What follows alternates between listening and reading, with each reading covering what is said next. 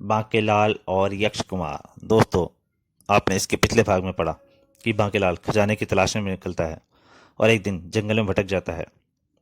तो रात्रि होने पर वो एक बस्ती में पहुंचता है जहां शिवरात्रि का जश्न मना रहे होते हैं। वहां पे वो खाना मांगता है, परंतु वो कहते हैं शिवरात्रि के प्रसाद के बाद ही, खीर के प्रसाद के बाद ही वो किसी को भोजन दे पाएंगे।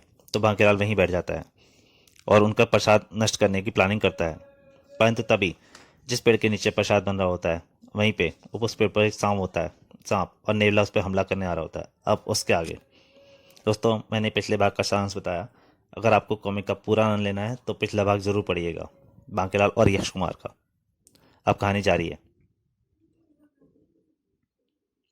और अपने बचाव के लिए सांप ने निकट ही की डाल पर छलांग लगाई, लेकिन जल्दबाजी में वह पास वाली डाल की दूरी का सही अंदाजा नहीं लगा सका और छपाक, वो प्रसाद के पतीले में ही जा गिरा।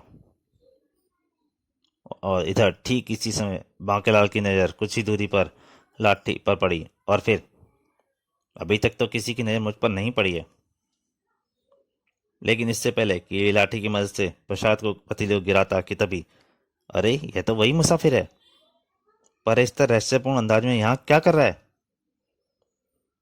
इससे पहले कि दोनों को सोच समझ पाते, अब मैं यहाँ से भाग चलूं, इसी में मेरी भलाई है। फिर तो इसका मतलब इस दोस्त ने जानबूझकर भगवान का प्रसाद गिराया है। और इससे पहले कि बाकेला उड़ा से भाग पाता, दोनों ने उसे पकड़ लिया।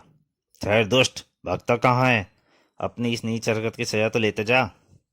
अरे बाप रे, मर गया मैं तो। तब तक प्रसाद गिरने से परेशान अन्य गांव वालों की नजर भी उस पर पड़ चुकी थी। यह क्या शंभू, तुम लोगों ने इस तरह से क्यों पकड़ रखा है? मुखिया जी, इसी दुष्ट ने जानबूझकर भगवान शिव का प्रसाद गिराया है। क्यों मुसाफिर, क्या ये नीच हरकत तूने की है? मुखिया जी, मुझे माफ माफ करें। खामोश दुष्ट, तुझे भगवान का प्रसाद गिराने का अपराध तो किया ही है, साथ ही तेरी वजह से तेरी इस गलती का आज सारे गांव को सारी रात भूखा रहना पड़ेगा। क्योंकि बिना प्रसाद ग्रहण किए हमारे गांव के में आज की रात कोई भोजन नहीं बनता। अतः तुझे इस पाप की सजा अवश्य मिलेगी। सुखिया शंभू, बांध दो इस दुष्ट को उस पेड़ के नीचे। और के बाद गांव का प्रत्येक इंसान इसे एक एक थप्पड़ मारेगा। यही इस नीच की सजा है। नहीं। फिर गांव वालों ने बांकेलाल को एक पेड़ के साथ बांध दिया। बांकेलाल, अब तेरी खैर नहीं, आज गांव वाला से एक एक थप्पड़ की मार से ही तुम मर जाएगा। फिर बांकेलाल की खुली आंखों के सामने वाले एक भयानक तस्वीर घूम गई। हाँ तो भाइयों, सब लोग इसे एक एक थप्पड़ मारो, यही इस नीच की सजा है। मारो नीच को। फिर गांव वाले एक एक करके बांकेलाल को एक एक थप्पड़ मारने लगे, चटाक।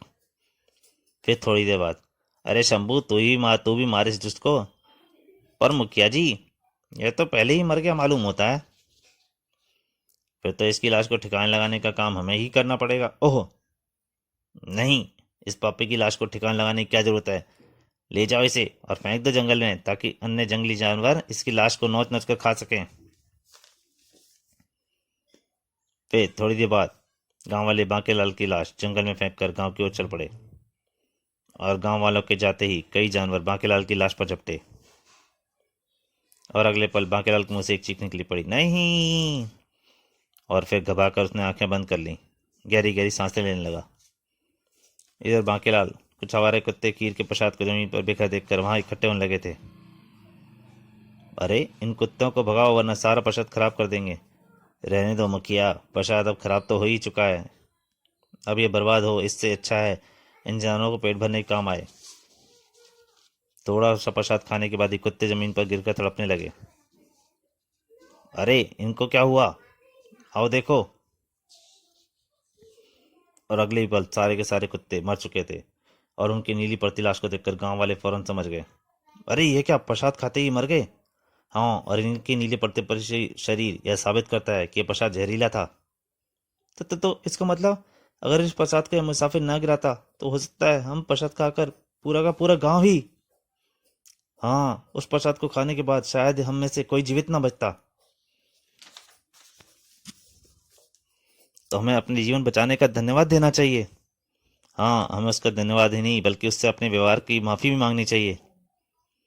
गाँव वालों की बातें सुनकर बांकेलाल की आंखें चमकने लगी। फिर, हमें क्षमा कर दो मुसाफिर। आज जो अगर तुम ये प्रसाद न गिराते तो शायद हम में से कोई भी जीवित न बचता। तो तुम लोग क्या समझते थे कि मुझे किसी पागल कुत्ते ने काटा था जो मैं भगवान का प्रसाद यूं ही गिराता? वो तो मैंने पेड़ से एक सांप जैसी चीज को प्रसाद में गिरते देखा था, इसलिए मैंने। क्या? लेकिन यह बात तुमने पहले क्यों नहीं बताई? आप लोगों ने मेरी बात सुननी ही कब चाहिए थी? जान बची तो लाखों पाए। हम वाकई अपने व्यवहार पर शर्मिंदा हैं, और तुमने पूरी गांव की जान बचाई, इसके लिए हम तुम्हें धन्यवाद देते हैं। अरे मूर्खो, जो अगर मुझे सच्ची पता होता तो मैं प्रसाद कभी न गिराता। बल्कि जब तुम सब लोग यह प्रसाद खाकर मर स जाते तो मैं तुम्हारे पूरे गांव का धन संपदा लूट कर मालिक होता। पर वाह रही मेरी किस्मत। पर वह सामने बोला, जी जी, इसमें धन्यवाद की क्या बात है, यह तो मेरा मानवीय कर्तव्य था। वाह, क्या उच्च विचार हैं आपके। वाकई आप हम सब गांव वालों के लिए देवता बनकर आए हैं। फिर उस रात गांव वालों ने बांकेलाल की खूब खातिर की। दूसरे दिन बांकेलाल गांव वालों से विदा लेकर एक बार फिर खजाने की खोज में चल पड़ा। और उस दिन सारा दिन जंगल में खजाने की तलाश में भटकता रहा। उफ, प्यास के मारे बुरा हाल है, और यहाँ दूर दूर तक कोई कुआं या तालाब नजर नहीं आ रहा। हे प्रभु, कहीं खजाने के चक्कर में प्यासा ही ना मरना पड़े। तभी दूर से झोंपड़ी दिखाई पड़ी। आहा, लगता है किसी सन्यासी की झोंपड़ी है। अब तो पानी ही नहीं, खीर और रात को सोने की व्यवस्था भी यहीं होगी। और उस तरह की झोंपड़ी रहने वाला कोई पहुंचा हो सन्यासी हो तो शायद मुझे उस खजाने तक पहुंचने की कोई राह भी दिखा दे। शीघ्र ही वो झोंपड़ी की तरफ बढ़ा। झोंपड़ी से आवाज आ रही थी, ओम नमः शिवाय। फिर बांकेलाल अंदर दाखिल हो गया। वो साधु तपस्या में लीन था। ओम नमः शिवाय। ओह, सन्यासी तो साधना में लीन है, मुझे इसका ध्यान बनने की प्रतीक्षा करनी चाहिए। लेकिन काफी देर प्रतीक्षा के बाद भी उस सन्यासी ने आंखें नहीं खोली। तो बांकेलाल झुंझला उठा। सन्यासी का क्या पता नहीं कब तक इसकी साधना पूरी होगी। यहाँ तो हमारे प्यास के दम निकला जा रहा है, और इस झोंपड़ी में पानी वगैरह तो इंतजाम दिखाई नहीं दे रहा। मैं भी इसका ध्यान भंग करता हूँ। ओम नमः शिवाय। ए सन्या बांकेलाल अभी सन्यासी को आवाज लगाने ही वाला था कि तभी उसके दिमाग में बिजली की तरह एक विचार कौंधा। खबरदार बांके, अगर तूने इसकी साधना में व्यवधान डाला तो हो सकता है कभी होकर तुझे शाप दे दे, या तो इसकी आंखें खुलते ही जलकर भस्म हो जाए। ओम नमः शिवाय।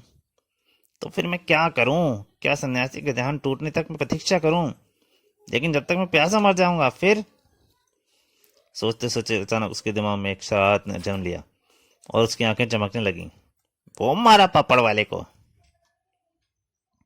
अगले ही पल उसने झोंपड़ी में एक खूंटी पतंगी रोरी उतारी, और उसके एक छोर से सन्यासी की दाढ़ी बांध दी, और दूसरे छोर को उसने अपने घोड़े से बांध दिया।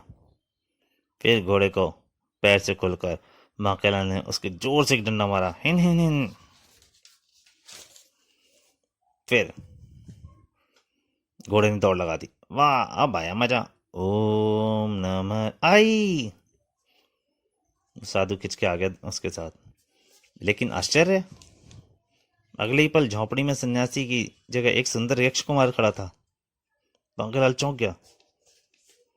हैरान होने की जरूरत नहीं है शरारती बांकेलाल, तुम्हारी इस शरारत के कारण आज वर्षों बाद मुझे श्राप से मुक्ति मिली है। अरे, यह तो मेरा नाम भी जानता है। कैसा श्राप, और तुम मेरा नाम कैसे जानते हो? यह एक बहुत लंबी कहानी है। मैं यक्षराज का पुत्र अपने बचपन में बहुत शरारती हुआ करता था। एक दिन, आहा, भोले बाबा हैं भंग की तरंग में सोए पड़े हैं। मैं अभी इनकी भंग उतारता हूँ।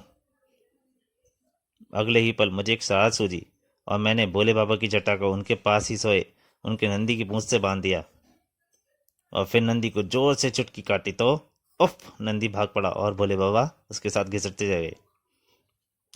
तो दोस्तों, इस कहानी का दूसरा भाग यहीं पर। तीसरे भाग में जल्द ही आपके सामने हाजिर रहूँगा।